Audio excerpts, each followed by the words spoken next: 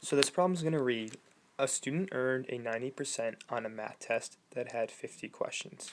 How many problems on this test did the student answer incorrectly? Now the key here is right off the bat, it's going to ask us how many did the student answer incorrectly. So at the end we have to think not correct, but we have to think incorrect. Well, let's identify a couple key parts to our proportion. So we have part to whole equals percent over 100. That's our percent proportion. So we know percent always goes above 100. And if we look at our problem, notice it gives us the percent, 90%. Well, let's keep looking. It says on a math test that had 50 questions. Now it had a total of 50 questions, meaning a whole of 50. And last but not least, we're trying to find the part. So it's going to say how many problems did the student answer incorrectly. So we're looking for the part. So we're going to set it up as x over the whole, which in this case we said was 50, equals the percent, which is 90, and then over 100. So we have our proportion, and now we're going to cross multiply to solve. So if we're going to cross multiply, it's 90 times 50 equals 100x. When we do 90 times 50, we end up with 4,500 equals 100x. So we have one last step to do. In order to solve for x, we have to divide each side by 100.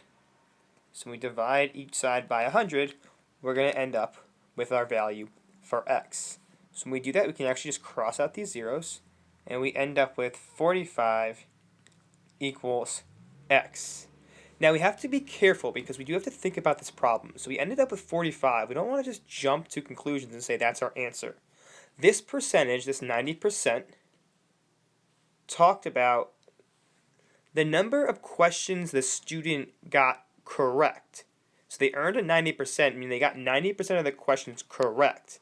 So that percentage refers to the number of questions the student got correct. If we want to find the number of questions the student got incorrect, we have one last step to do.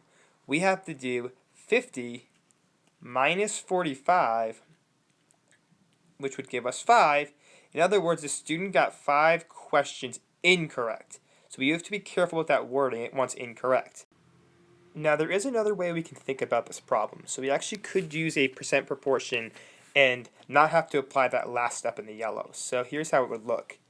We know that the student got 90% of the questions correct. If we want to find out once again incorrect, well, let's think. If they got 90% correct, that means they ended up with 10% that were incorrect. So I could actually set up that right side of my proportion using 10 over 100. Once again, that 10 coming from the fact that they got 10% incorrect. And once again, we can use x to find the partial amount. And once again, the total is 50. So it's similar to that left side. However, the key difference here is now we're using 10 to represent the number of questions the student got incorrect.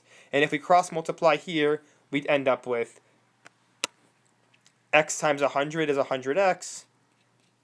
50 times 10 is 500.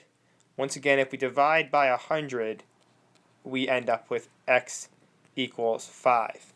Notice once again, we end up with the same answer. We just don't have to apply that last step.